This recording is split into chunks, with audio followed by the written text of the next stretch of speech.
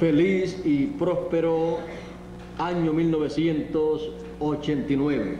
Mwaka mpya na wenye mafanikio. Es para mí un privilegio estar con ustedes 1988. en este primer 89. día del Kwangu ni año upendeleo kuwa pamoja nanyi katika siku hii ya 1989 kwanza ya para mwaka wa continuar la obra 1989 que él me ili ha kuendeleza dado ile kazi ambayo yeye con ustedes para amenipa llevar a cabo pamoja nanyi en este tiempo final. ili kutekeleza katika wakati huu wa mwisho.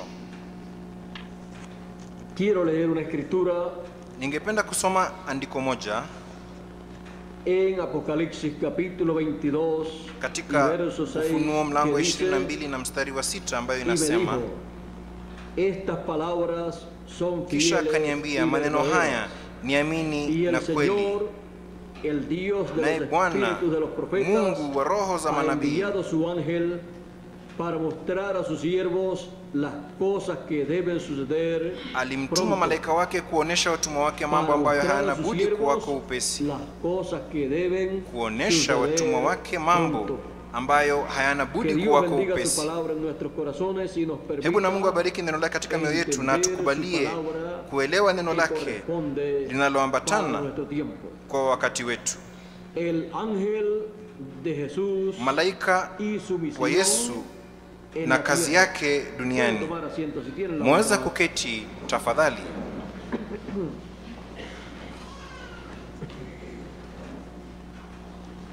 El Señor también dice en Apocalipsis capítulo 22 Bwana pia anasema y katika verso Ufunuo 16, mlango 22 na mstari wa he enviado 16, mi ángel mimi para Yesu dar testimonio nimemtuma malaika de wangu estas cosas kuwashuhudia ninyi mambo en las hayo iglesias. katika makanisa.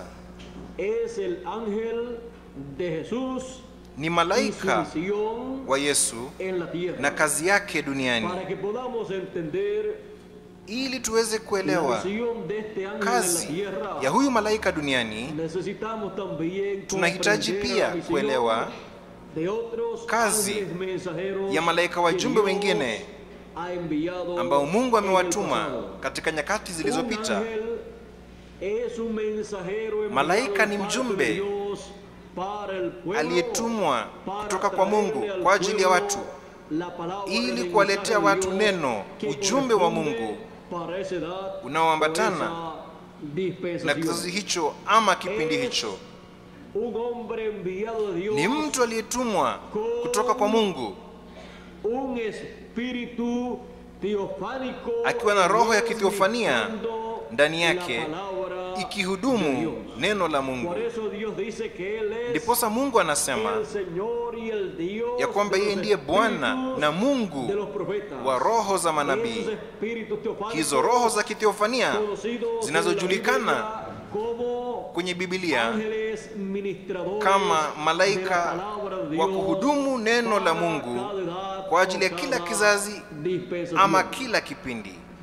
Por esa causa Ndiposa él anuncia en su palabra, yeye anatangaza katika neno lake ya a kwamba tal profeta, amemtuma nabii y fulani, cuando aparece el cumplimiento na de esa kutimia promesa, kwa ahadi es hiyo otra inapoonekana persona.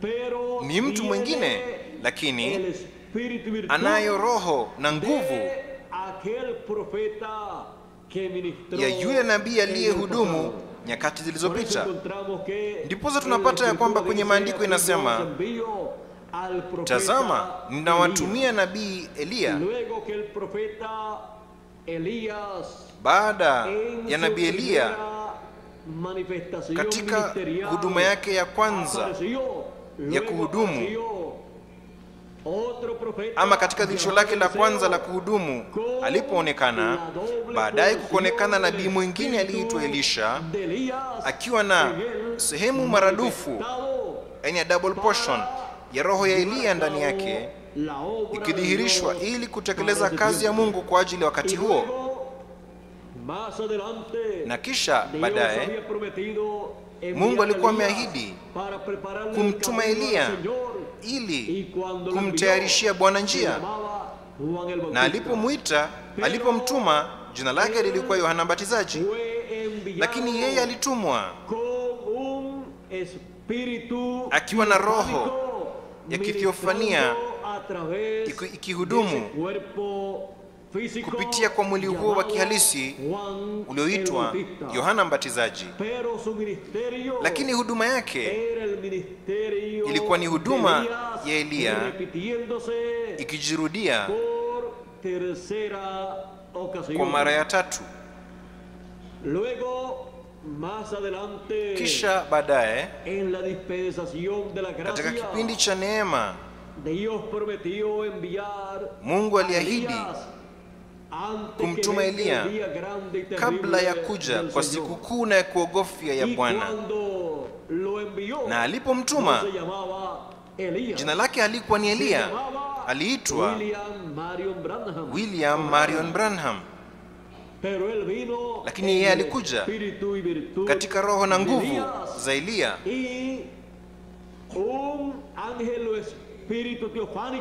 na malaika ama roho ya kithiofania ilikuwa inahudumu neno la Mungu kwa ajili ya kizazi ambapo yeye alionekana. Tunapata ya kwamba wale malaika wa kuhudumu waliotumwa kutoka kwa Mungu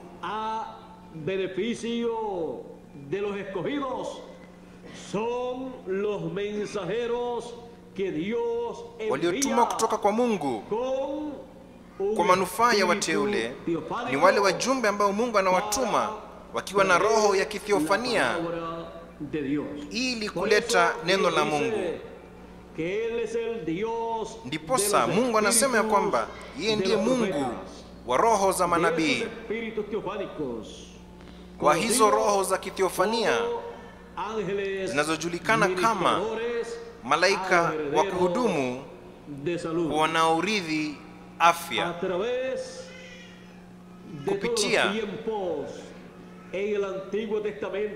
Kupitia kwa nyakati zote katika Agano la Kale na katika Agano Jipya, Mungu amewatuma malaika, roho za kithiofania za kuhudumu kwa watoto wa Mungu. Katika Agano Jipya, kupitia kwa vizazi 7 ama hatua za kanisa miongoni mwa watu mataifa, Mungu aliwatuma malaika 7 wa kuhudumu, roho 7 za kithiofania zikihudumu kupitia kwa mwili wa mwanadamu ndani ya malaika mjumbe wa kila kizazi. Na kila moja ya hawa malaika ama roho za kithiofania walihudumu kupitia kwa mwili wa mwanadamu, ule ujumbe ulioambatana kwa ajili ya kile kizazi ambapo walionekana. Na kwa njia hiyo akawaita watoto wa Mungu wateule ambao pia wanao malaika ama roho ya kithiofania, akawaita kwa ajili ya kizazi hicho, na katika kizazi hicho wakatiwa muhuri, na baadaye wakaaga kwenda paradiso ilipowafikia wakati.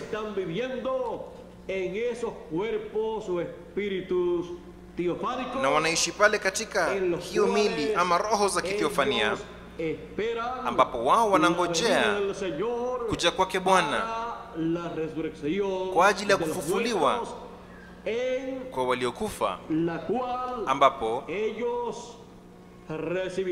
wao watapokea mwili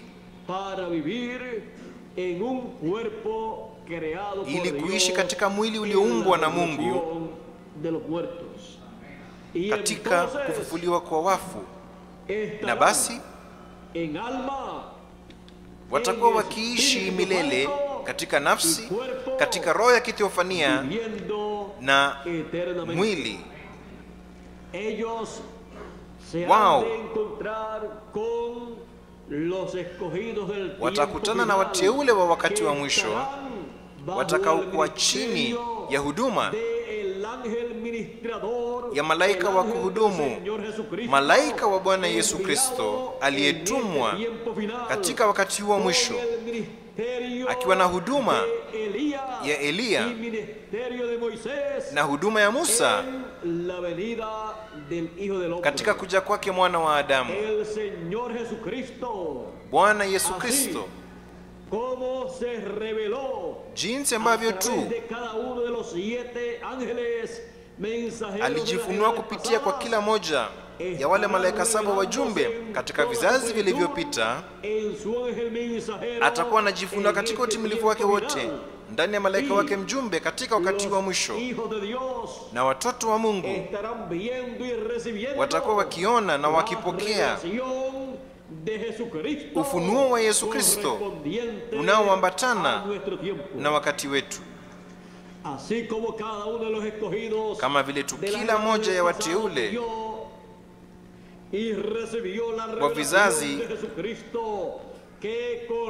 vya nyakati zilizopita waliona na walipokea ufunuo wa Yesu Kristo ulioambatana na wakati ambapo wao waliishi, kwa sababu ilikuwa ni Bwana Yesu Kristo akijifunua, akijidhihirisha ndani ya kila moja ya malaika zake wa vizazi 7 vya kanisa miongoni mwa watu wa mataifa.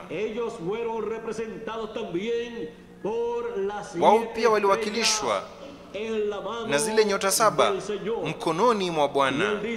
Na yeye anasema zile nyota 7 ni wale malaika 7 wa makanisa 7, na zile vinara vya taa 7 ni makanisa 7, yale makanisa 7. Hivyo basi kila kizazi cha kanisa kilikuwa na mjumbe, na baada ya vizazi 7 ama hatua vya kanisa miongoni mwa watu mataifa kukwisha, na wale malaika 7, wale wajumbe wa 7 wamekamilisha kazi yao, kuna baki tu kizazi cha 8 cha kizazi cha jiwe la pembeni, kizazi kinachowakilishwa katika siku ya Jumapili na katika mwaka wa Jubilii, kizazi ambacho kama mjumbe wanayo sio mojawapo ya zile nyota 7, bali nyota yenye kung'aa ya asubuhi, nyota mpya kwa ajili ya kizazi kipya, nyota yenye kung'aa ya asubuhi. Bwana anasema ya kwamba ni yeye Bwana Yesu Kristo kama nyota yenye kung'aa ya asubuhi ya siku mpya ya kipindi kipya, atakuwa anajidhihirisha ndani ya malaika wake mjumbe kama nyota yenye kung'aa ya asubuhi. Atakuwa anajidhihirisha ndani ya malaika wake mjumbe katika kuja kwake mara ya pili pamoja na Musa na Eliya. Ndiposa roho na nguvu za Musa na roho na nguvu za Eliya zitakuwa zimedhihirishwa ndani ya malaika mjumbe wa Bwana Yesu Kristo kwa ajili ya kipindi cha 3, kwa ajili ya kizazi cha jiwe la pembeni, kizazi cha 8 kinachowakilisha kizazi cha kufufuliwa, kizazi pia cha kubadilishwa kwa wale walio hai, kwa sababu ni kizazi kilichowakilishwa katika siku ya Jumapili, na Bwana Yesu Kristo alifufuka siku ya Jumapili. Na pia mwaka wa Jubilii ni mwaka nambari 8 inayowakilisha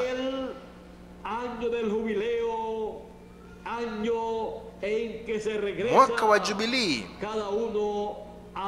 mwaka ambapo kila mmoja atarejea kwa jamii yake, na watoto wa Mungu watarejea kwa Baba wao wa kimbinguni, kwa jamii ya mbinguni ambalo linawangojea. Tunaishi katika wakati la misión wa del kazi ángel ya del malaika Señor wa Bwana Jesucristo. Yesu Kristo.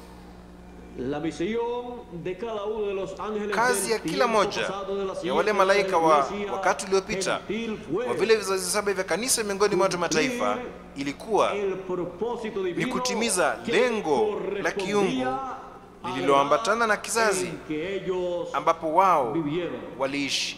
Y el Señor Jesucristo a través de cada uno de Na ellos Bwana Yesu Kristo kupitia kwa cumplió kila su moja yao programa, alitimiza su propósito mpangilio para wake, cada lengo edad. lake kwa ajili ya kila Y kizazi para nuestra edad na kwa ajili ya kizazi chetu y para nuestra na dispensación. kwa ajili ya kipindi chetu. Él tiene un propósito Yeye en anaye su programa. lengo katika mpangilio Y wake, ese propósito divino na lengo hilo la kiungu es el que él ni lleva lile a cabo ambalo a través yeye anatekeleza de su ángel kupitia mensajero. kwa malaika wake mjumbe. Y esa es la misión Na hiyo ndo kazi del ángel ya malaika del Señor Jesucristo. wa Bwana Yesu Kristo, Ser el instrumento del Señor Jesucristo kuwa chombo cha Bwana para Yesu él Kristo cumplir ili a yeye través de su atimize ángel kupitia kwa malaika el wake programa mpangilio señalado para ese tiempo. ulioonyeshwa kwa ajili wakati huo. Él prometió llamar con gran voz de trompeta Yeye aliahidi a kuita todos los wateule wake escogidos. wote kwa sauti kuu ya parapanda. Es una promesa divina Ni ahadi ya kiungu para todos kwa ajili los escogidos. ya wateule wote, Y la misión del ángel del Señor Jesucristo na kazi ya malaika wa Bwana Yesu es Kristo con gran voz de ni trompeta kwa sauti kuu ya llamar parapanda a todos los escogidos kuwaita wateule wote con la manifestación kwa dhihirisho del ministerio de Moisés la huduma y de Elías. ya Musa na ya Eliya. Esos ministerios estarán operando Hizo huduma zitakuwa en zinafanya el ángel kazi del Señor ndani ya Jesucristo. malaika wa Bwana Yesu Kristo. El ángel Malaika o espíritu teofánico ama roho ya kiteofania, espíritu ministrador está roho ya operando kuhudumu, a través del itakuwa inafanya kazi mensajero kupitia de kwa la- mjumbe de la piedra wa angular kizazi cha jiwe la pembeni, y estará llevando a cabo na atakuwa la anatekeleza misión divina kazi ya para kiungu la cual él ha sido enviado ambayo kwa ajili ya en hiyo este tiempo ametumwa final. katika wakati wa mwisho. Él tiene esa misión divina. Yeye anayo Llamar kazi hiyo ya con kiungu, gran voz de trompeta kuwaita a todos wateule los wote escogidos. kwa sauti kuu ya ¿Qué parapanda. trompeta? Parapanda ipi? ¿Cuál trompeta estará utilizando Ni parapanda él ipi ambayo para yeye atakuwa llamar anatumia a todos ili los kuwaita escogidos? wateule wote? La primera trompeta la tocó Parapanda ya el kwanza apóstol San Pablo, el ilipigwa primer na mtume ángel Paulo, de malaika la wa primera kwanza edad de la iglesia wa kizazi cha gentil. kwanza cha kanisa miongoni mwa watu mataifa. Con ese mensaje, Hivyo él basi, no puede llamar a los kwa ujumbe escogidos huo yeye de hawezi tiempo kuwaita final de la wateule edad wa octava, wakati wa mwisho wa kizazi cha nane, esa fue la trompeta kwa sababu hiyo del ilikuwa ni ile mensaje parapanda, para la ujumbe primera kwa ajili edad, con la cual fueron llamados y juntados kizazi cha los kwanza, escogidos ambayo kwa hiyo en esa wateule primera katika hicho kizazi cha edad. kwanza waliitwa na Tampoco kukusanywa, con la segunda, tercera, cuarta, wala quinta, sexta, kwa ile ya pili, ya o tatu, séptima, ya nne, ya tano, porque ya esas sita trompetas ama ya saba, sonaron, kwa sababu fueron hizo parapanda tocadas zililia, zilipigwa para llamar a ili los kuwaita hijos de Dios de esas watoto wa edades Mungu wa hivyo del vizazi pasado. vya nyakati zilizopita. Pero el ángel del Señor Jesucristo Lakini malaika wa Bwana viene Yesu con Kristo la gran voz de anakuja trompeta, akiwa na sauti kuu con ya la parapanda, trompeta de Dios, akiwa na parapanda ya con la Mungu, trompeta final, akiwa na parapanda ya mwisho, llamando y juntando a todos los escogidos akiwaita na kuwakusanya en la wateule edad wote de la piedra kwenye angular, kizazi cha jiwe en la edad la de la pembeni, venida del Hijo del kwenye Hombre, kizazi cha kuja kwake sobre mwana wa la Adamu, cima del monte juu de Sion. ya kilele cha mlima Sayuni. Él viene con ese mensaje Yeye anakuja del cual akiwa na dijo ujumbe Pablo, huo, ambayo kuhusu hiyo Paulo anasema, he aquí os digo un misterio. Tazama, No, ciertamente nawaambia no ninyi moriremos, siri. no moriremos, mas hatutalala todos sote, seremos hatutakufa, bali sote transformados tutabadilishwa, en un abrir y cerrar kufumba de ojos, na kufumbua, a la final trompeta, wakati wa parapanda ya porque mwisho. será tocada la trompeta, Maana parapanda y los italia, muertos resucitarán primero, na waliokufa y watafuka luego kwanza, nosotros que vivimos na kisha sisi ambao seremos tunaishi transformados. tutabadilishwa. En ninguna de las 7 edades bajo las trompetas de esas 7 edades Kufufuliwa kwa waliokufa ocurrió la katika resurrección kufufuliwa kwa waliokufa na kubadilishwa kwa wale ambao walio hai haikutendeka katika yoyote kati ya vile vizazi 7 chini ya parapanda ya hizo vizazi 7, kwa sababu chini ya hizo parapanda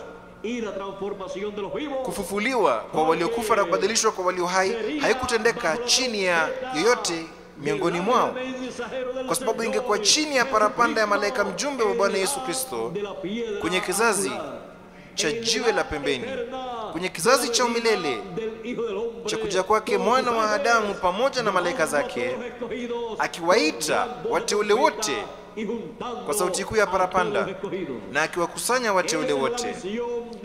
Hiyo ndio kazi ya malaika wa Bwana Yesu Kristo, kutimiza ahadi za kiungu zinazoambatana na wakati wetu, kama ilivyokuwa kazi ya kila malaika mjumbe kutimiza ahadi za kiungu za kizazi ambapo wao waliishi. Ilikuwa ni malaika, ilikuwa ni Bwana Yesu Kristo kupitia kwa kila moja ya wao, kama vile itakavyokuwa malaika wa Yesu Kristo kupitia kwa malaika wake mjumbe katika wakati huu ambapo sisi tunaishi.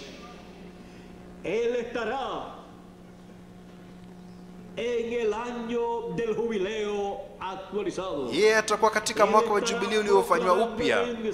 Yeye atakuwa anatangaza ujumbe wa kuwekwa huru katika ulimwengu wote, pamoja na parapanda ya mwaka wa jubilei iliyofanywa upya. Yeye katika wakati wa mwisho atakuwa anatangaza yale mambo ambayo lazima yatendeke hivi karibuni. Atakuwa anashuhudia kuhusu mambo haya, na pia atakuwa anashuhudia kuhusu yale mambo yaliyotendeka katika nyakati zilizopita. Atakuwa anashuhudia kuhusu yale mambo yaliyotendeka katika nyakati zilizopita, yale mambo yanayotendeka katika wakati wa sasa, na yale mambo yatakayotendeka katika siku zinazokuja. Hiyo ni kile ambacho malaika wa Bwana Yesu Kristo atakuwa anafanya, na kwa njia hiyo atakuwa anatimiza ile kazi ambayo Bwana Yesu Kristo amemtuma kwa ajili yake. Ametumwa akiwa na kazi ya kiungu ya kimbinguni kwa manufaa ya watoto wote wa Mungu.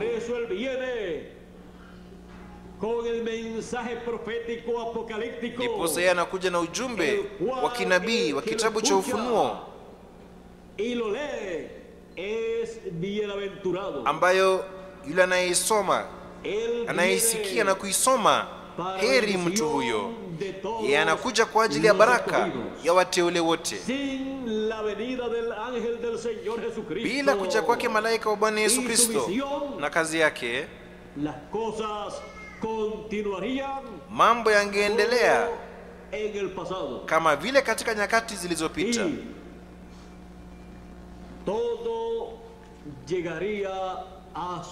Na yote ingefika mwisho wake bila matumaini kwa ajili ya wateule.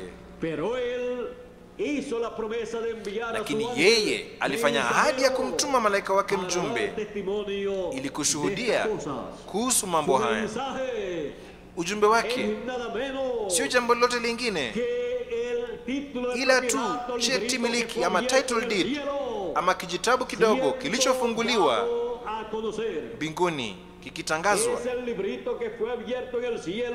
Ni kile kijitabu kidogo ambacho kilifunguliwa mbinguni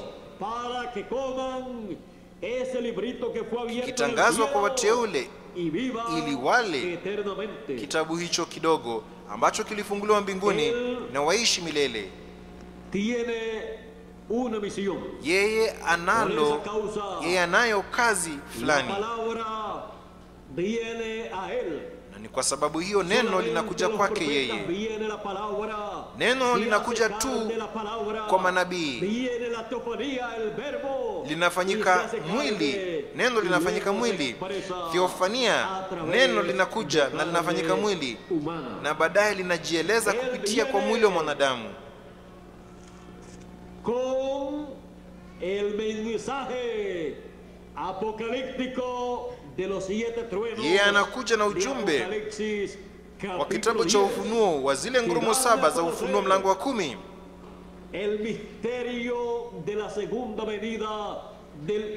Ambazo zinatangaza siri ya kuja kwake mara ya pili, mwana wa Adamu pamoja na malaika zake, akiwaita wateule wote kwa sauti kuu ya parapanda.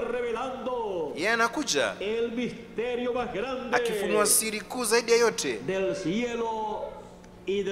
ya mbinguni na ya duniani. Kuja kwake mara ya pili kwa mwana wa Adamu pamoja na malaika zake. Hiyo ndio siri kuu zaidi ya yote mbinguni na duniani. Na kwa sababu ya siri hiyo, ilipofunguliwa mbinguni, kukawa na kimya kwa muda wa nusu saa. Ni ile siri ambayo zile ngurumo 7 za Ufunuo zinafunua, ambazo zinadhihirishwa ndani ya malaika mjumbe wa Bwana Yesu Kristo. Kama vile tu kila mjumbe, na ndani ya kila mjumbe kulikuwa na ujumbe wa Bwana Yesu Kristo, ikiwa imedhihirishwa katika kila kizazi.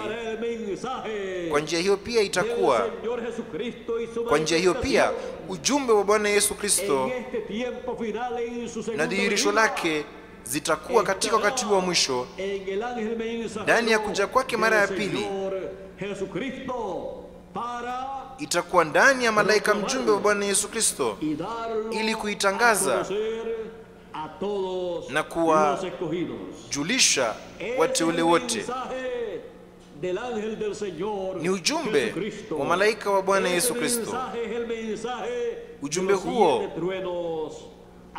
ni ujumbe wa ngurumo 7 za kitabu cha Ufunuo, zinazotoa sauti zao duniani kupitia kwa malaika mjumbe wa Bwana Yesu Kristo.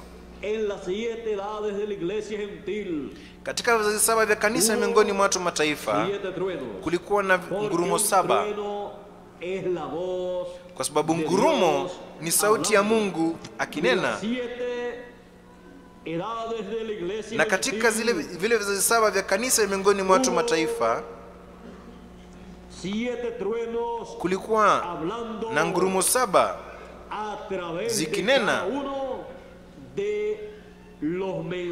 kupitia kwa kila moja ya wajumbe, malaika wajumbe wa vizazi 7 ama hatua 7 ya kanisa miongoni mwa watu mataifa.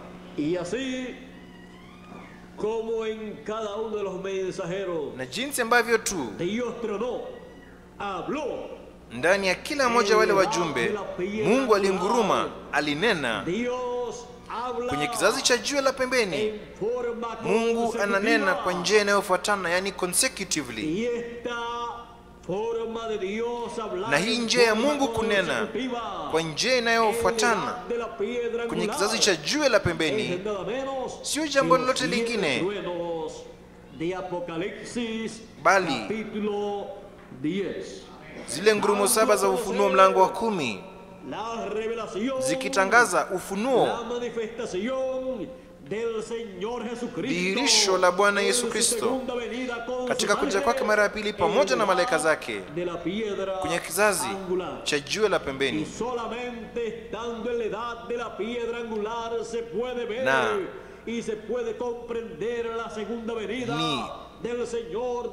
ni kwa kuwa pekee kwenye kizazi cha jiwe la pembeni ndio mtu anaweza kuona na anaweza kuelewa kuja kwa pili, kuja kwa Bwana mara ya pili kwa mwana wa Adamu pamoja na malaika zake, na anaweza kusikia na kuelewa sauti kuu ya parapanda, ama parapanda ya mwisho, ama parapanda ya mwaka wa Jubilii, ama ngurumo 7 za ufunuo. Hiyo ndio kazi ya malaika wa Bwana Yesu Kristo, kunena ujumbe unaoambatana na wakati wetu. Zile ngurumo 7 zinatoa sauti zao katika kuja kwa Bwana mara ya pili kupitia kwa malaika wake mjumbe kwa ajili ya wateule wote.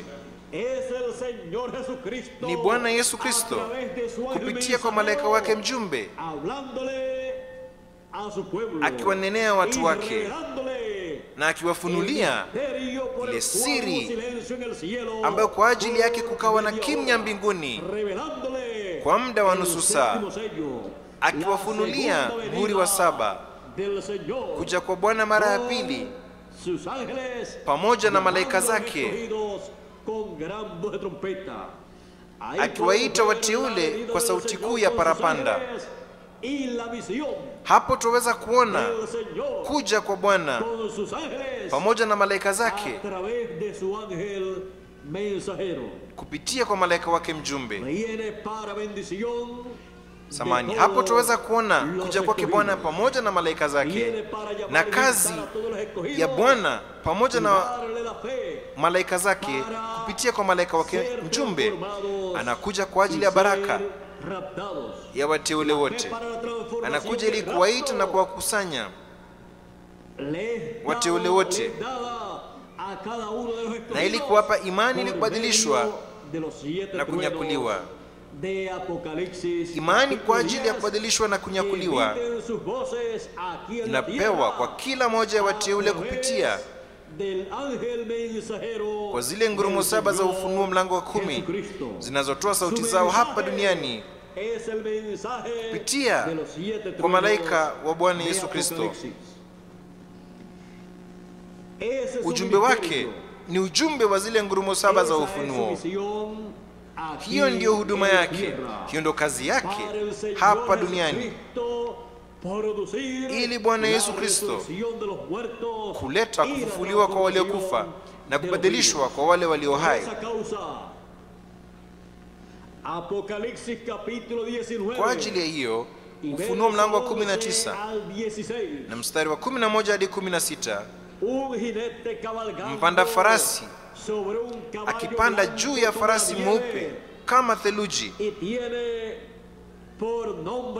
na analo jina lake kama neno la Mungu, na analo limeandikwa katika paja lake na juu ya vazi lake jina moja,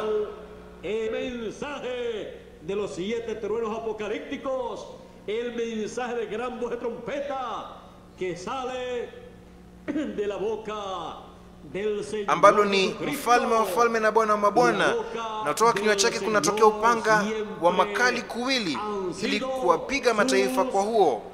Upanga mkali ni neno, ujumbe wa sauti, ujumbe wa ngurumo 7 za Ufunuo, ujumbe wa sauti kuu ya parapanda unaotokea kwa kinywa cha Bwana Yesu Kristo. Na kinywa cha Bwana kila mara limekuwa manabii wake. Kutoka kwa kinywa cha Bwana, kutoka kwa kinywa cha malaika mjumbe wa Bwana Yesu Kristo, kutoka kunatokea neno, ujumbe wa sauti kuu ya parapanda, upanga wa makali kuwili, upanga ambao katika wakati wa mwisho utakuwa unatekeleza kazi iliyoahidiwa kwa ajili ya baraka ya wateule, na ili kupiga ufalme wa watu mataifa, ili kupea nafasi ufalme wa miaka 1000 wa Bwana Yesu Kristo. Panga huo makali kuwili, huu mvuto wa 3, ambao ni kwa ajili ya bibi harusi, kwa ajili ya wateule wa Mungu kwenye kizazi cha jiwe la pembeni, na pia ni kwa ajili ya kanisa, wale wanawali wapumbavu,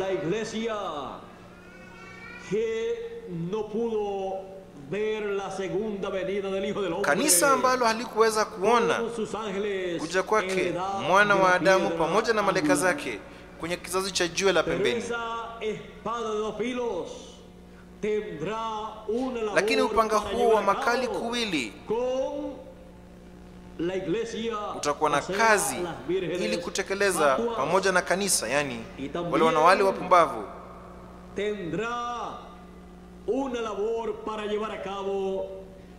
na pia itakuwa na kazi ili kutekeleza na wale waliopotea.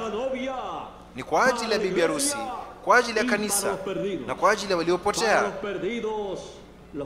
kwa ajili ya waliopotea ambao hawana nafasi tena.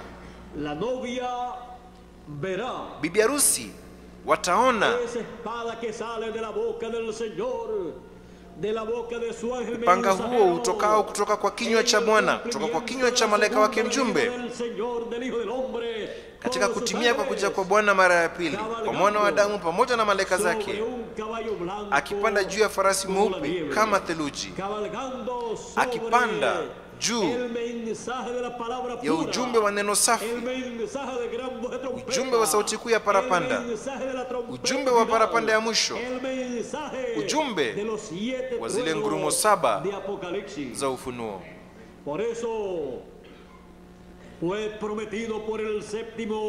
Ndiposa ilikubalika na malaika na mjumbe wa 7 Eliya katika dhihirisho lake la 4, Bwana wetu atakapoonekana ulimwenguni humu, yeye atakuja akiwa anatembea juu ya farasi mweupe kama theluji, na atakuwa kabisa kabisa Emanueli, neno la Mungu likiwa limefanyika mwili ndani ya mwanadamu. La palabra de Dios encarnada en su ángel mensajero y con la espada aguda saliendo de su neno la Mungu likiwa limefanyika mwili ndani ya malaika wake mjumbe, na ikiwa na upanga mkali ukitoka kinywani mwake. Itakuwa ni kuja kwake mwana wa Adamu mara ya pili pamoja na malaika zake. Itakuwa ni Bwana Yesu Kristo akipanda juu ya farasi mweupe kama theluji, y sus ojos como llama de fuego, y kama theluji, na kutoka kinywa chake kukitokea upanga mkali wa makali kuwili, na macho yake kama mwali wa moto, na jina lake ni neno la Mungu, neno lililofanyika mwili. Na katika vazi lake na juu ya paja lake kuna jina hili, Bwana wa mabwana, mfalme wa falme na Bwana wa mabwana. Kwa sababu yeye anakuja katika kuja kwake mara ya pili kama simba wa kabila la Yuda, kama mfalme wa falme na Bwana wa mabwana, akiwa na kijitabu kidogo ambacho alifungua mbinguni. Alikifungua katika mkono wake na akampa malaika wake mjumbe, ili kutabiri mara nyingine tena juu ya watu wengi, mataifa na lugha. Ni Bwana Yesu Kristo akidhihirishwa, akifunuliwa, akijifunua kupitia kwa malaika wake mjumbe kwa watu wake, kwa wateule wake, na baadaye kwa kanisa, kwa wale wapumbavu, na baadaye kwa waliopotea. Katika hatua ya 3, kwenye hatua ya neno likitokea kinywani mwake, likitokea kutoka kwa malaika wake mjumbe, upanga wa makali kuwili, ujumbe wa sauti kuu ya parapanda, parapanda ya mwisho, parapanda ya Mungu, parapanda ya mwaka wa Jubilii, ujumbe wa kizazi cha jiwe la pembeni, ujumbe wa injili ya ufalme, ujumbe wa kipindi cha 3. Huo ndio upanga wa makali kuwili ukitokea kinywani mwa Bwana, ambaye ni malaika wake mjumbe. El ángel del Señor Jesús, malaika wa Bwana Yesu na kazi yake. Hemos visto tumeona al ángel del Señor malaika wa Bwana Yesu Kristo es el mensajero de la edad de la piedra angular, ni mjumbe wa kizazi cha jiwe la pembeni, mjumbe que viene anayekuja con los 7 truenos akiwa na ngurumo 7 za ufunuo. Viene con la trompeta final o trompeta de Dios, anakuja akiwa na parapanda ya mwisho, viene ama parapanda ya Mungu con la misión ama sauti kuu ya parapanda, de llamar y juntar anakuja akiwa na a kazi todos los escogidos ya kuwaita na y kuwakusanya prepararlos wateule wote para na kuwatayarisha la transformación kwa ajili ya kubadilishwa a los que están vivos wale ambao wako hai, y para la resurrección na kwa ajili ya a kufufuliwa los que kwa partieron walioaga en el katika pasado. nyakati zilizopita. Esa es la misión Hiyo ndio kazi del ángel del Señor ya malaika Jesucristo. wa Bwana Yesu Kristo. Por eso él viene con el sello. Ndiposa yeye anakuja akiwa na muhuri wa Mungu aliye hai. Él viene Yeye anakuja con el Espíritu de Dios, akiwa na roho ya con el Mungu, Espíritu Santo, akiwa na Roho Mtakatifu manifestado, ikiwa imedhihirishwa, y viene sellando na anakuja a todos akiwatia los muhuri escogidos. wateule wote, Los llama anawaita y luego na baadaye los sella anawatia muhuri en sus frentes kwa vipaji vya con el nyuso zao sello del Dios vivo, na muhuri wa y Mungu así aliye hai, coloca na kwa njia el hiyo nombre eterno de anaweka Dios jina y nombre la umilele la del Mungu Señor na Jesucristo jina jipya la Bwana Yesu en Kristo la frente, en la mente kwenye kipaji de cha uso, todos los escogidos, comenzando kwenye por los escogidos akili ya wateule wote, entre los gentiles, akianzia y luego wateule miongoni mwa watu wa mataifa, continúa con los escogidos na baadaye akiendelea na wale wateule wa Waebrania ambao ni 144,000 los cuales son llamados, ambao wanaitwa, juntados y wanakusanywa sellados por el ángel na kutiwa del Señor muhuri Jesucristo, na malaika wa Bwana Yesu con el Kristo sello akiwa na muhuri wa del Dios Mungu vivo. aliye hai. Y así los coloca ellos también Na kwa njia sobre hiyo la cima anawaweka wao pia del monte de Sion, juu ya kilele cha el mlima wa lugar de Sayuni, la segunda venida del mahali Señor, pa kuja kwake Bwana mara ya con el pili, sello del Dios vivo, akiwa na muhuri wa Mungu aliye hai, colocado en la frente ikiwa imewekwa kwenye de cada uno juu ya kipaji de cha los kila moja escogidos cha de los wateule hebreos. kutoka miongoni mwa watu wa Esa es la mataifa. forma Hiyo ndio njia en que Dios prometió ambayo Mungu aliahidi hacer en este kufanya tiempo katika final. wakati wa mwisho. Esa es la obra divina para este Hiyo ndio kazi ya tiempo. kiungu kwa Y ajili esa ya es la wakati huu, misión na hiyo ndio del kazi ángel del Señor ya malaika wa Bwana Yesu Jesucristo en este tiempo katika final, wakati huu wa mwisho, con el sello akiwa na del muhuri Dios vivo, wa Mungu aliye hai, para bendición, kwa ajili ya para baraka, beneficio kwa de ajili ya cada uno manufaa de los escogidos ya kila moja que viven en este tiempo final. ya wateule wanaoishi Por katika esa wakati wa causa, mwisho. Juan el discípulo amado, Ndiposa Yohana yule al ver mwanafunzi mpendwa, a este ángel kwa kumwona huyu mensajero malaika de mjumbe Jesús wa Yesu en teofanía katika theofania y en visión, luego na katika ono, de escuchar y ver las cosas que le mostró baada ya el kusikia ángel del Señor Jesucristo na kuyaona yale en mambo visión, ambayo malaika dice wa Bwana Yesu Kristo alimwonyesha que quiso adorar a los pies katika del ángel. ono, inasema ya kwamba alitaka kusujudu miguuni pa malaika, Porque yo soy na malaika siervo akamwambia, contigo tazama, usifanye y hivyo, con tus hermanos maana los que mimi ni mtumishi mwenzako na pamoja na ndugu zako wale wanaochunga ushuhuda, wanao ushuhuda wa Yesu, kwa maana ushuhuda wa Yesu ni roho ya unabii. Msujudie Mungu. Yohana mwanafunzi mpendwa alipomwona huyu malaika na kazi yake, algo que no le fue permitido ni a Juan, yeye alitaka kufanya jambo ambalo Yohana hakukubaliwa wala wateule katika wakati wa mwisho, kwa sababu malaika wa Bwana Yesu Kristo ni chombo cha Bwana Yesu Kristo kwa ajili ya dhihirisho lake katika wakati wa mwisho. Lakini malaika wa Bwana Yesu Kristo siyo Bwana Yesu Kristo, ni malaika wake mjumbe akiwa na kazi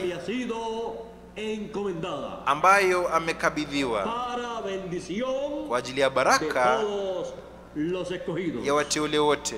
Por esa causa él estará ministrando el mensaje, la palabra que corresponde Kwa ajili ya hiyo yeye atakuwa na hudumu ujumbe, neno linaloambatana na wakati wetu, na akiwafunulia wateule zile siri za ufalme wa mbinguni zinazoambatana na wakati wetu, na zile ambazo pia ziliambatana na nyakati zilizopita,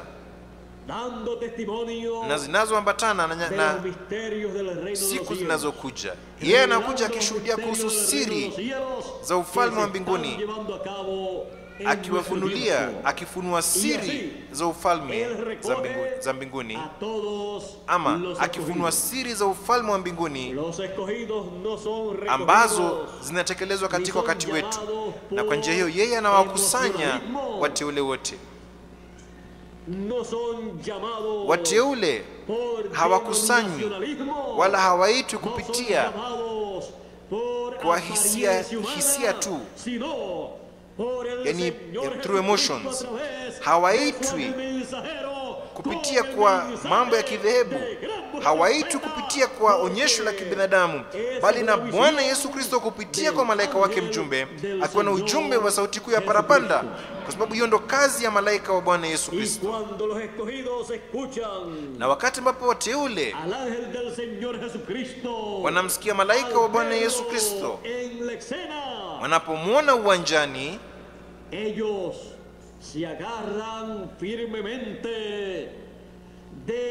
wao wanashikilia kwa nguvu huyo malaika katika huduma yake na ujumbe wake, na hawatamwachilia hadi atakapowabariki na ile baraka ya kufufuliwa kwa waliokufa na kubadilishwa kwa wale walioko hai. Ili kuanzia, anapowatia muhuri wateule juu ya vipaji vya nyuso zao na muhuri wa Mungu aliye hai, na kuweka jina la umilele la Mungu na jina jipya la Bwana Yesu Kristo, tayari huyo malaika ameweka ile baraka ambayo wateule wote wanahitaji.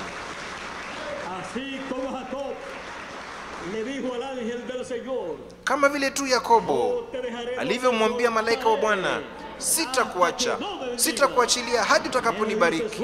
Yeye akasema, uniachilie, kwa maana kuna pambazuka, lazima niondoke. Yeye akamwambia, sitakuachilia hadi utakaponibariki. Malaika akamuuliza, jina lako nani? Yakobo. Jina lako halitakuwa Yakobo tena, bali Israeli, kwa maana umepambana, umefanya vita na Mungu na umeshinda. Jina Israeli inamaanisha mfalme pamoja na Mungu. Jina la mwana mfalme ambalo Yakobo alipokea. Na wale wateule kwa kupokea muhuri wa Mungu aliye hai, jina la Mungu aliye hai kama baraka kupitia kwa kinywa cha malaika wa Bwana Yesu Kristo, wamepokea jina la mfalme wa falme na Bwana wa mabwana. Wamepokea jina la mwanamfalme wa Mungu, Bwana Yesu Kristo, jina jipya la Bwana Yesu Kristo.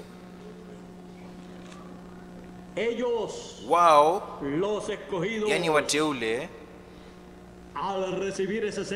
kwa kupokea muhuri huo, baraka hiyo, wanajua ya kwamba yale mambo mengine yaliyoahidiwa lazima yatimie, kwa sababu wameitwa, wamekusanywa na kutiwa muhuri na malaika wa Bwana Yesu Kristo katika kazi la kibinguni duniani humu. el ángel del Señor malaika Jesús wa Bwana Yesu y su misión na kazi yake en esta tierra. duniani humu. No lo dejarán los escogidos de la edad de la piedra. Wale wateule wa kizazi cha jiwe la pembeni hawatamwacha katika dakika yoyote. Es la única edad Ni kizazi pekee que estará plenamente consciente ambao watakuwa nafahamu kabisa kabisa que está viviendo kuhusu kizazi ambapo wanaishi y del mensaje que ha recibido y del mensajero na kuhusu ujumbe ambao umepokea na kuhusu yule mjumbe ambaye Bwana Yesu Kristo amewatumia. es la única edad con el conocimiento Ni kizazi cha kipekee na maarifa ya kamilifu ya mpangilio wa kiungu kwa ajili ya wakati ambapo wanaishi. Vile vizazi vingine walipokea mjumbe wao, ila tu kizazi cha 7 cha Laodicea, lakini wao hawakuwa wanafahamu kabisa kuhusu kilichokuwa kinatendeka katika mpangilio wa kiungu, lakini wao walimpokea na wakampokea mjumbe wao na ujumbe wake. Lakini maarifa kamilifu wale ambao wanayo pekee ni kizazi cha jiwe la pembeni, kizazi cha kuja kwake Mwana wa Adamu pamoja na malaika zake, kizazi ambacho kiko chini ya Bwana Yesu Kristo kama nyota yenye kung'aa ya asubuhi kupitia kwa malaika wake mjumbe, akitekeleza ile kazi aliyokabidhiwa na Bwana Yesu Kristo. Anayo kazi ili kutekeleza pamoja na wateule miongoni mwa watu mataifa. Anayo kazi ili kutekeleza pamoja na kanisa ama wanawali wapumbavu. Anayo kazi ili kutekeleza na waliopotea watakaokuwa wanaishi duniani humu. Anayo kazi ili kutekeleza pamoja na wateule wa watu wa Kiebrania ambao ni 144,000. El ángel del Señor Jesucristo, malaika wa Bwana Yesu Kristo,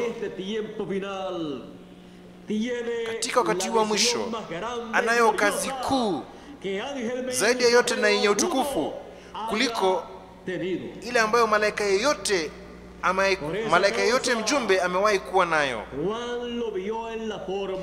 Ni kwa sababu ya hiyo Yohana alimuona katika ile njia ambayo alimuona. Kwake Yohana, malaika wa Bwana Yesu Kristo alikuwa ni malaika mkuu kuliko wale malaika wote waliotumwa na Bwana Yesu Kristo.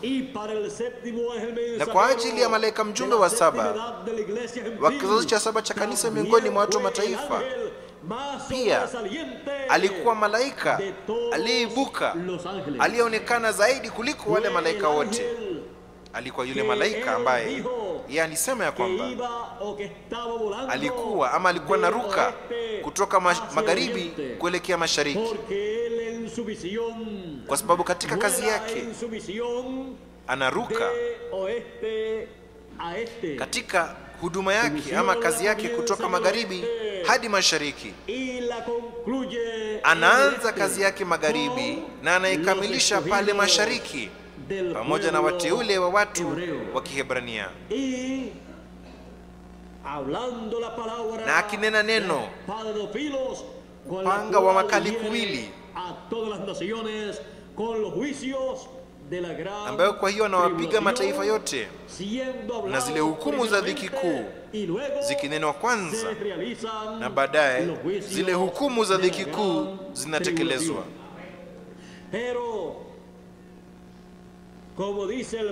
Lakini kama vile nabii Malaki anavyosema, tazama inakuja siku itakayowaka kama tanuru ile dhiki kuu, na wote wenye uovu watakuwa makapi. Siku ile itakayokuja itawachoma, itawateketeza, asema Bwana wa majeshi, na haitawaachia zizi wala tawi. Lakini kwenu ninyi mnaolicha jina langu, jina la umilele la Mungu na jina jipya la Bwana Yesu Kristo, kwenu ninyi mnaolicha jina langu, jua lenye haki litawazukia. Kuja kwa pili kwa Bwana, kwa mwana wa Adamu kutachipuka, na katika mbawa zake huduma ya Musa na Eliya, huduma ya malaika zake, ataleta afya, wokovu. Kwa sababu katika Musa na katika Eliya kumewakilishwa wateule wote. Katika Musa kumewakilishwa wale waliokufa katika nyakati zilizopita lakini watakaofufuka, na katika Eliya kumewakilishwa wale ambao wako hai watakaobadilishwa katika wakati huu wa mwisho. Hivyo basi katika mbawa zake kumewakilishwa wale wateule wote. Ndiposa mbawa zake, huduma ya Musa na Eliya, zitaleta wokovu, zitaleta kufufuliwa kwa waliokufa na kubadilishwa kwa wale ambao wako hai, italeta kunyakuliwa kwa wateule. Estamos viviendo en el tiempo del ángel del Señor Jesús. Tunaishi katika wakati wa malaika wa Bwana Yesu, la misión na kazi del ángel ya malaika wa Bwana Yesu. Estamos viviendo en el tiempo en que el ángel del Señor tunaishi katika wakati ambapo malaika wa Bwana Yesu anatimiza, anatekeleza ile kazi ambayo kwa ajili yake Bwana Yesu Kristo amemtuma. Yeye ameanza kazi yake, hajakamilisha kazi yake yote, lakini ameshaanza kazi yake. Na ndani ya kazi ya malaika wa Bwana Yesu Kristo kunao wateule wote. Ndani ya kazi ya malaika wa Bwana Yesu Kristo kunayo ile kazi yote ambayo Mungu anatekeleza na ile ambayo yeye atatekeleza siku zinazokuja. La misión del ángel del Señor Jesucristo, kazi ya malaika wa Bwana Yesu Kristo nada menos sio jambo lolote lingine ila tu kutimia de la obra de Dios kwa kazi ya Mungu el tiempo final. Kwa ajili ya wakati wa mwisho. La realización de la obra de Dios en el tiempo final. Kutekelezwa kwa kazi ya Mungu katika wakati wa mwisho del ángel ni kazi ya malaika wa Bwana Yesu Kristo. Por eso los escogidos ndiposa no lo soltarán. Wateule hawatamwachilia los que están vivos, wale ambao wako hai hasta que no sean hadi transformados. Watakapobadilishwa. Le podrán decir, na baadaye ya puede decir, wataweza kumwambia a Israel, sasa unaweza kuenda Israeli, porque ya kwa sababu hemos recibido tumeshapokea la transformación kubadilishwa de nuestro cuerpo. Kwa mili yetu. Pero mientras tanto, lakini hadi wakati huo aguántate, ubaki hapa entre nosotros. Miongoni mwetu. Pero no hay motivo para lakini hakuna sababu yoyote tener preocupación ya kusumbuka. En la misión del ángel de Jesús, katika kazi ya malaika wa Yesu kunayo mwito ya wateule kwa sauti kuu ya parapanda. Kunayo pia la segunda venida del Señor, kuja kwa Bwana mara ya pili. Kunayo pia kufufuliwa kwa waliokufa. Kunayo pia kubadilishwa kwa wale ambao wako hai. Haya yote yako katika kazi na huduma ya malaika wa Bwana Yesu Kristo. Por esa causa, Ndiposa los escogidos wateule estarán tranquilos, watakuwa watulivu, seguros y confiados, wakiwa na usalama na wakitumai, lo que wakiweka Dios matumaini yao katika kile ambacho Mungu para ellos. ameahidi wao, Él ha ameahidi prometido kwa la ajili yao. transformación de nuestro Yeye cuerpo ameahidi para kubadilishwa ser kwa la miili yetu imagen y semejanza ilikuwa katika mfano na del Señor sura, Jesucristo. yani image and likeness Y ya eso Bwana es Yesu lo que Kristo. estamos Na hiyo ndio kile ambacho esperando tunangojea en este tiempo, katika wakati bajo la huu, misión y ministerio chini ya kazi del ángel na huduma del Señor ya malaika Jesucristo. wa Bwana Yesu Kristo. Así es que Hivyo no basi, hay pueblo más tranquilo y más seguro hakuna watu wenye utulivu zaidi na walio na usalama zaidi kuliko wale watu ambao wamempokea malaika wa Bwana Yesu Kristo na kazi del ángel ya malaika del Señor wa Bwana Jesucristo. Yesu Kristo. Y estábamos Na sisi tuko en la misión ndani ya kazi del ángel ya malaika del Señor Jesucristo. wa Bwana Yesu Kristo. Gracias a Dios que Él nos colocó Tunamshukuru Mungu ya kwamba yeye alituweka en el tiempo final, katika wakati wa mwisho de el ángel del kwenye Señor kizazi cha malaika wa Jesucristo, Bwana Yesu Kristo, en la misión katika kazi que Él estaría ambayo yeye llevando angekuwa a cabo. akitekeleza. Cada vez Kila mara que un ángel o espíritu teofánico o ángel ministrador ya kwamba malaika ama roho ya kiteofania ama malaika wa kuhudumu anapofanyika mwili, a través del velo de carne, ujumbe, donde neno la Mungu ese espíritu linakuja kupitia teofánico kwa nyumba ya mwili se manifiesta, ambapo hiyo roho ya kiteofania se hace inajidhihirisha, inafanyika mwili. carne. Y eso ocurre Na hiyo inatendeka no muy a menudo. sio En kila cada wakati, edad ocurrió katika kila kizazi una sola ilitendeka vez. mara moja pekee. Ocurrió en el ángel Ilitendeka mensajero ndani ya malaika de cada mjumbe edad, así en el Nuevo wa kila Testamento kizazi, como en el Antiguo Testamento también. kama vile katika Agano Y Jipya, cuando eso hivyo katika ocurre, Agano Jipya kama vile katika Dios ha enviado Agano Jipya ama Agano la Kale vile vile. espíritu Na hiyo inapotendeka, Mungu ametuma roho ya nabii, en roho ya carne kuhudumu katika humana mwili wa mwanadamu para llevar a cabo la misión que corresponde ili kutekeleza a esa edad o a esa dispensación. ile kazi inayoambatana na kizazi hicho Él ama viene kipindi con hicho. esa misión Yeye para anakuja llevar a cabo la obra na de kazi Dios hiyo ili para ese tiempo. kutekeleza kazi ya Mungu katika wakati huo.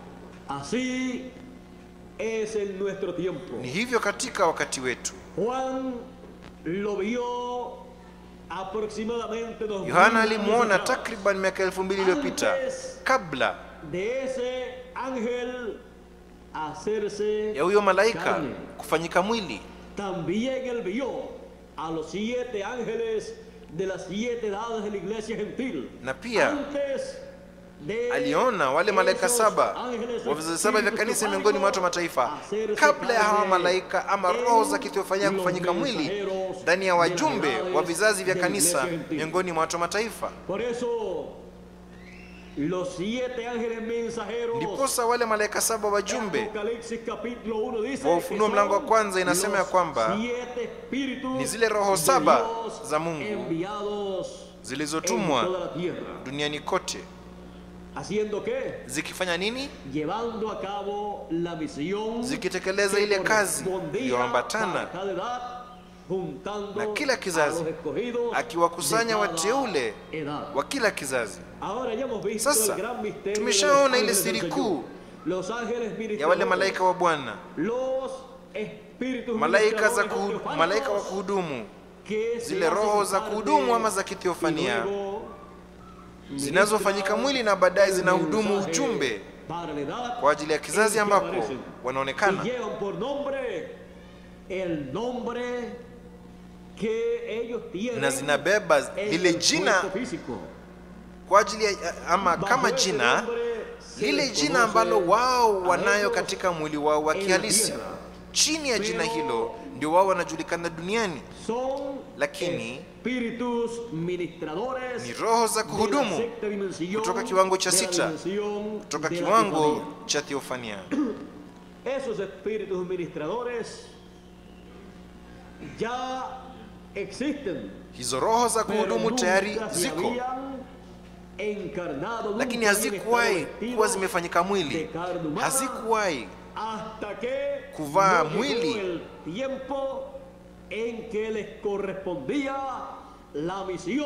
ama nyama ya kibinadamu, hadi ilipofika wakati ambayo iliambatana na kazi ya kila moja yao, na kazi iliyokuu zaidi ya yote, yenye utukufu kuliko zote zingine, ni kazi ya malaika wa Bwana Yesu Kristo katika wakati huu wa mwisho.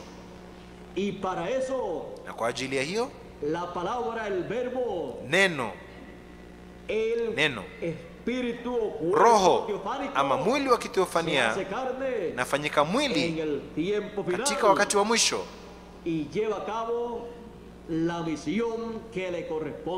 na inatekeleza ile kazi inayoambatana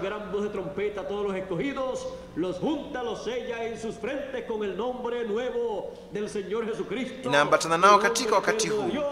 Anawaita wateule wote wa Mungu kwa sauti kuu ya parapanda, anawakusanya na watia muhuri katika vipaji vya nyuso zao, na kwa jina jipya la Bwana Yesu Kristo na jina la umilele la Mungu, na anawapa imani kwa ajili ya kunyakuliwa na kwa ajili ya kubadilishwa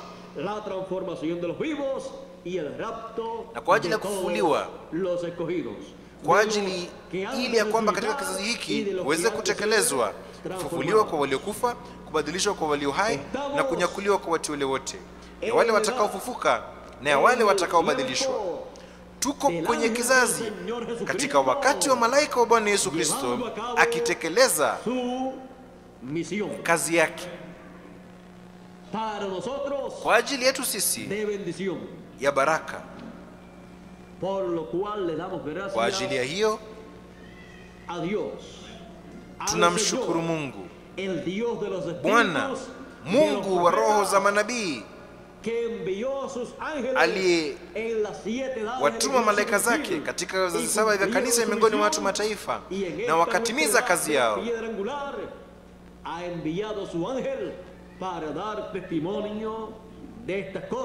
Na katika kizazi chetu cha jiwe la pembeni amemtuma malaika wake ili kushuhudia kuhusu mambo haya, na akitekeleza kazi yake pamoja nasi. Kazi yake katika mpangilio wa kiungu ilikuwa ni siri kuu, lakini katika wakati huu imefunguliwa kwenye kizazi cha jiwe la pembeni kwa wateule wote. Malaika wa Yesu na kazi yake. Mungu na wabariki, Mungu na walinde. Asanteni sana kwa kutega sikio kwa makini, na mzidi kuwa na mwaka wenye furaha na wenye mafanikio 1989 kama vile tu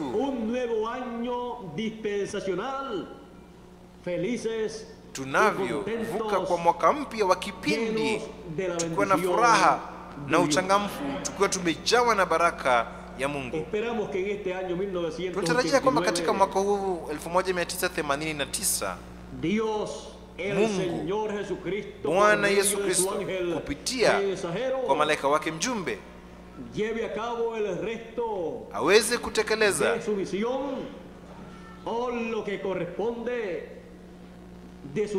iliyobaki katika kazi yake, ama kinachoambatana na kazi yake kwa ajili ya mwaka huu. Hatujui kwa ajili ya wateule miongoni mwa watu mataifa kama yale yote ambayo yeye atakachofanya pamoja na wateule wake kutoka miongoni mwa watu mataifa ataifanya kilichobaki katika mwaka huu unaofuata, ama kama baadaye mwaka wa 1990 utabakia jambo fulani, hatujui. Lakini tungependa kupokea yale yote ambayo yanayo kwa ajili ya mwaka huu 1989, Na tunataka kwamba malaika wa Bwana Yesu Kristo atimize kazi yake, sehemu inayoambatana na mwaka wa 1989. Y nosotros también todos tenemos una misión. Na sisi pia sote tunayo kazi fulani. Katika Ufunuo mlango 22 mstari wa 17 inasema, na Roho na bibi harusi wasema njoo, naye asikiaye na aseme njoo, naye mwenye kiu na aje, naye atakaye na ayatwae maji ya uzima bure. Hiyo ndio kazi ya Roho Mtakatifu, ya Roho ya Bwana kupitia kwa malaika wake mjumbe na mke wa mwanakondoo. Anayo kazi kuu sana hapa duniani, ni kuwapa wanadamu nafasi ya kutoa maji, ujumbe wa maji ya uzima wa milele bila malipo, ili wapate kuishi milele, ili maisha isiwapite, kwa sababu baadaye hapata kuwa na nafasi nyingine ili kupokea maji ya uzima wa milele. Ni tu katika maisha haya ambapo sisi tunaishi. Ndiposa Bwana Yesu Kristo na mke wanasema njoo, kama vile Bwana Yesu Kristo alivyosema miaka 2000 iliyopita, kama yeyote anaye kiu na aje kwangu anywe.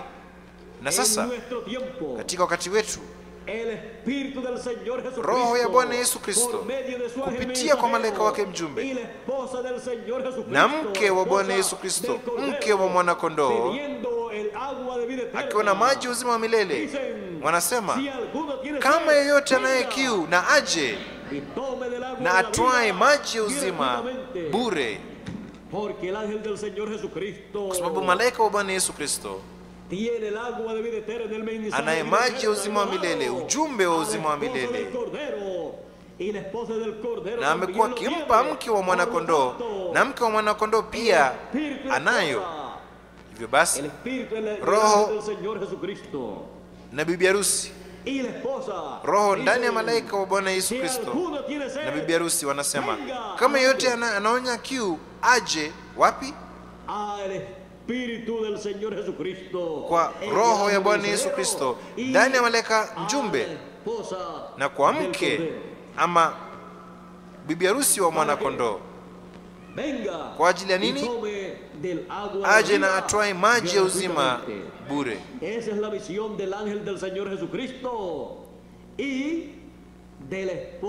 Hiyo ndio kazi ya malaika wa Bwana Yesu Kristo na ya mke ama bibi harusi wa mwanakondoo.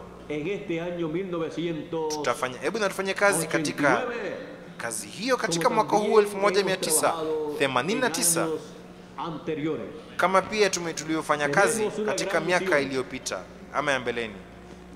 Tunayo kazi kuu, sio mimi peke yangu ambaye ninayo, bali ninyi pia mnayo, kwani nyinyi mmejaliwa kupokea maji ya uzima wa milele. Por lo tanto, tenemos hivyo basi en nuestras manos, tunayo mikononi mwetu na katika kizazi chetu lo que todos los seres humanos, kile ambacho wanadamu wote wanahitaji para vivir eternamente. Ili waishi milele. Necesitan el agua de la vida eterna y nosotros na sisi la tenemos, tomamos de ella, pero es un río inagotable. Kile ambacho wanadamu wote wanahitaji ili kuishi milele, wanahitaji maji ya uzima wa milele, na sisi tunayo. El espíritu a través del ángel del Señor tunatoa kutoka kwa hiyo, lakini ni mto ambayo haina mwisho, ni ujumbe ambao hauna mwisho. Hivyo basi Roho kupitia kwa malaika wa Bwana Yesu Kristo na bibi harusi wanaweza kuwapa wanadamu wote, wanayo katika video, katika kanda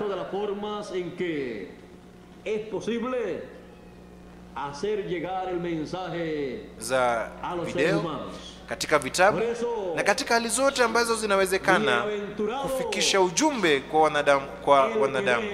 Hivyo basi, y los que oyen las palabras de la profecía, heri yule asomaye na yule ayesikie maneno ya unabii wa kitabu hiki, wale wanaosikia ujumbe del ángel del Señor Jesucristo, wa maji wa uzima wa milele wa malaika wa Bwana Yesu Kristo, el cual le ha sido dado a la esposa del Cordero, ambayo imepewa kwa mke wa mwanakondoo ama bibi harusi wa mwanakondoo. Heri yule asomaye na wale wayasikiao maneno ya unabii huu, de el mensaje profético del ángel del Señor Jesucristo en su misión, wa ujumbe wa kinabii wa malaika wa Bwana Yesu Kristo katika kazi yake duniani humu. Dios les continúe bendiciendo. Hebu na Mungu aendelee kubariki kila mmoja wenu, y adelante na muendelee mbele en este tiempo final. katika wakati wa mwisho. Adelante sin mirar hacia atrás, Muendelee mbele bila kutazama nyuma, nuestra redención está, kwa sababu kubadilishwa kwetu, ukombozi wetu umekaribia. el Dios de los espíritus de los profetas ha enviado su ángel para dar testimonio de estas cosas. Bwana Yesu y llevar Kristo a cabo amemtuma malaika su wake, misión en esta tierra.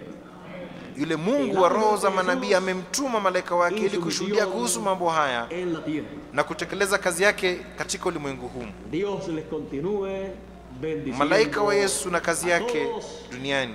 Y dejo con ustedes al reverendo Mario Pérez Colón para así concluir Mungu naendelee kubariki en esta mañana, kila mmoja wenu esta actividad tan hermosa, tan maravillosa en este primer día del año 1989. Ayer en la noche,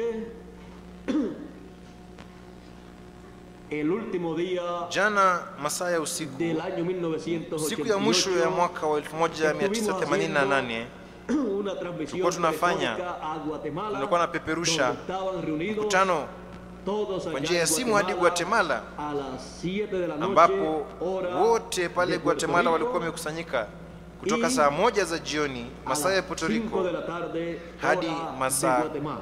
Hay 2 horas 11 de diferencia, ya así es que na a las 5 de la tarde saa 11 ya dhuhuri saa za Guatemala, allá kuna en masaa Guatemala, mawili ya hora de tofauti. Guatemala, Hivyo basi hablándole la palabra kutoka saa de 11 ya jioni tulikuwa pale Luego a Guatemala, las 12 masaa ya Guatemala, tukiwanania neno la Mungu. O sea, ya en el año 1989 Baadaye saa estábamos usiku wa manane transmitiendo na madakika matano, Venezuela, yani tayari katika mwaka a San 1989 Venezuela. tulikuwa tunapeperusha kwa ajili ya Venezuela hadi San Felix, Para Venezuela. llevar a cabo estas dos actividades, Hatukuwajulisha ya kwamba tungetekeleza mikutano hii de miwili, hacerlo, kwa sababu hubiéramos tenido que colocar un culto ayer en la noche y ya kwa ajili ya hubieran kuifanya regresado ingalitubidi a sus hogares tuweke y para mkutano regresar hoy en la mañana es jana un poquito jioni, más difícil. na mngalirejea kama mmechelewa nyumbani kwenu, No hay nada na ili que kurejea ellos leo no asubuhi puedan ingekuwa ni ngumu Pero kidogo. bien fue Ingawaje kwa wateule considerándolos hakuna chochote a ustedes. ambacho wao hawawezi En cuanto a kufanya, mí, lakini pues yo he venido ilikuwa ili con la kuwa misión de darle a conocer a kuwashughulikia todos ninyi. ustedes Kwa upande el wangu mimi programa divino basi que nimekuja na corresponde a nuestro kazi tiempo. ili kuwatangazia ninyi nyote mpangilio wa kiungu unaoambatana na wakati wetu, na ninaifanya Mi corazón kwa furaha kutoka kwa moyo wangu, de buena voluntad, dándole kwa gracias a Dios por el moyo privilegio tan msafi, grande nikimshukuru que me ha dado Mungu kwa upendeleo de mkuu tener sana la misión ambayo amenipa mimi de darle el mensaje de gran voz de trompeta, de la trompeta final, ya kuwa na y la kazi trompeta del año del jubileo, ya kuwatangazia y de los ujumbe ama tronos kuwapa de ujumbe kwa Apocalipsis sauti ya capítulo parapanda 10, wa parapanda ya mwisho na ya parapanda ya mwaka wa Jubilii, ya ngurumo za ufunuo mlango wa 10 kwa wateule wote. Mimi ninasema kwamba kwa kweli kabisa kwangu imekuwa ni upendeleo mkuu sana kiasi kwamba sina maneno ya kumweleza Bwana Yesu Kristo shukrani zangu.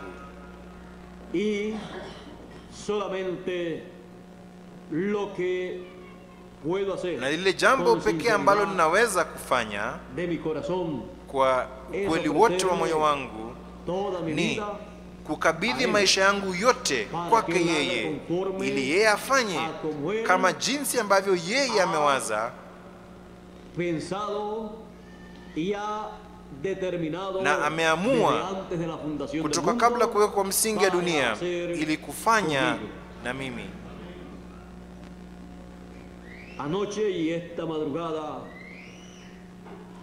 Usiku wa jana na alfajiri ya leo nilimwambia kwamba mimi nilikuwa mikononi mwake ili afanye yale yote ambayo yeye anataka kufanya kupitia kwangu mimi. Hivyo basi nitakuwa katika kazi za Bwana, katika ile kazi ambayo yeye amenikabidhi, hadi yeye aseme ya kwamba yote imeshakwisha. Lakini kwa yale ambayo nimeona kwenye maandiko, tutaendelea katika hadi kwa ufalme wa miaka 1000 na milele hata na milele, tukifanya kazi katika kazi ya Mungu. Hivyo basi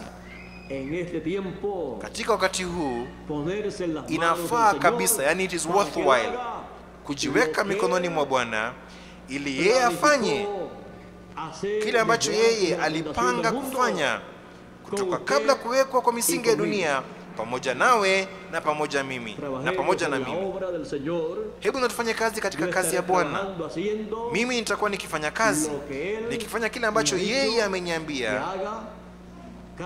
nifanye, kila jambo katika wakati wake unaofaa,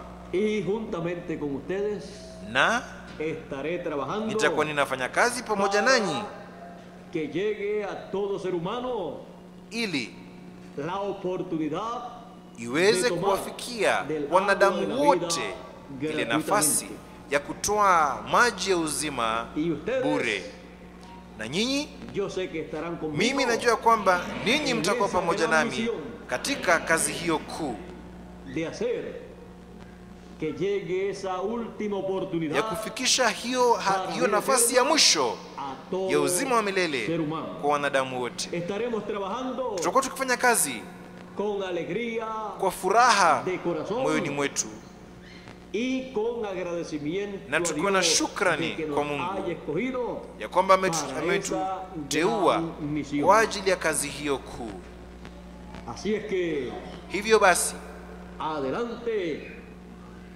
en la misión muendelee mbele que nos ha tocado katika en este tiempo ile kazi ambayo tumekabidhiwa ama imetuangukia sisi katika wakati huu. Use utilice a cada uno de ustedes, hebu na Mungu amtumie kila mmoja wetu, igual que a mí, en su obra.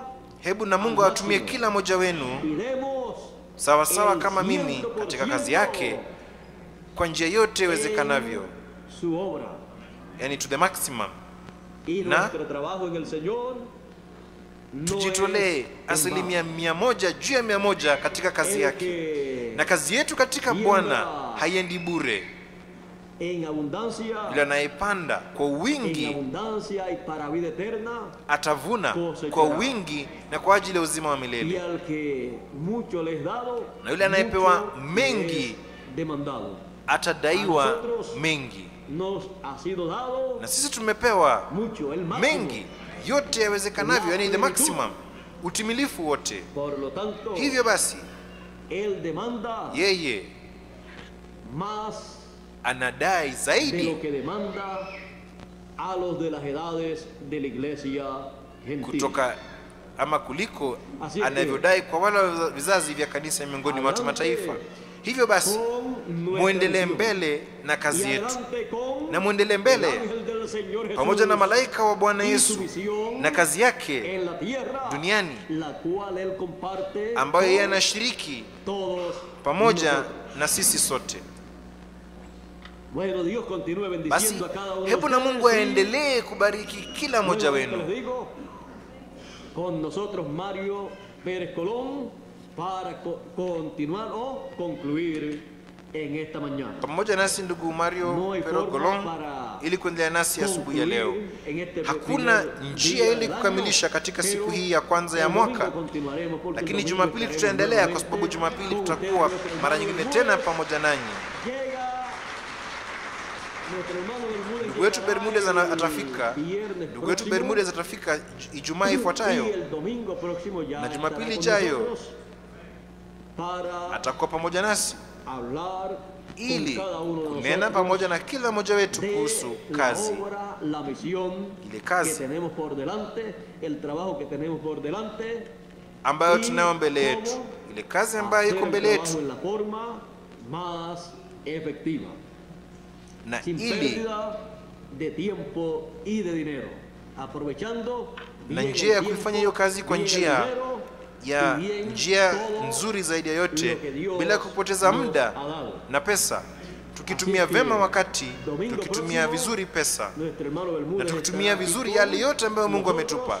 Hivyo Yo basi estaré Jumapili también ijayo aquí ndugu con wetu ustedes. Bermudez atakuwa hapa pamoja nasi, Y después, mimi pia nitakuwa hapa no sé, pamoja nanyi, na baadaye sijui, porque el viernes próximo, kwa sababu Ijumaa nuestro ifuatayo hermano Bermúdez ndugu wetu Bermudez estará dándome el itinerario atakuwa ananipa del nuevo año, utaratibu y ahí ama mpangilio, he de saber yani itinerary ya el mwaka mpya, trabajo de los primeros meses na hapo del nitajua año kazi ya miezi ya para kwanza América Latina, ya y he de mwaka saber kwa los ajili ya Latin domingos America, que he de estar con ustedes. na nitajua zile Jumapili ambapo nitakuwa pamoja nanyi Pero katika en mahali algunas hapa. ocasiones Lakini katika nyakati estaremos zingine haciendo tutakuwa transmisiones tukifanya vía telefónica, vía tukipeperusha satélite, por la kupitia vía kwa telefónica, simu, kupitia kwa satellite para que ustedes na kwa njia escuchen ya simu, lo que está siendo ili ninyi predicado musikie kile en ambacho otros kitakuwa países. kinahubiriwa Y katika también mataifa a través mengine, de na pia los videos estarán viendo y kupitia kwa escuchando video la palabra de mtakuwa Dios mkisikia, para mtakuwa mkitazama na kusikia neno la Mungu, mantenerse cada uno de ili ustedes kwa njia hiyo kila mmoja wenu perseverando mzidi en la kuvumilia palabra de Dios katika neno la Mungu hasta ser hadi transformados. kubadilishwa. Así es que Hivyo basi hasta el domingo, Dios mediante, hadi Jumapili, Mungu akipenda, nyote muwe na adhuhuri njema sana.